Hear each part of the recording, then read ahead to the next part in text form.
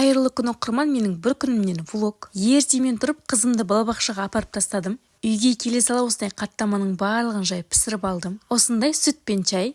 Міне осылай дастарханның барлығын дайындап болған кезде үйдегілер де оянып қалды. Біздегі вид осындай, қар жауса барлығын тамашалап отырып шай ішеміз. Терезенің үлкен болған сол жері жақсы ғой, барлығын көріп дем алып отырасың ғой. Таңғы шайымызды ішіп өзіміз киініп алып жолға шықтық. Бүгін бізде шаруа өте көп болды. Осындай жекеменшік ауруханаға келдік. Бұл жерге мен қызымды көрсетуге келген болатынбыз. Міне осындай іші тап-таза әдемі екен. Жұмысымызды аяқтап өзіміз тамақтануға келдік. Үйге осындай роллтон, осындай печенье біздің бала-шағамыз өте қатты жақсы көреді осы түрін.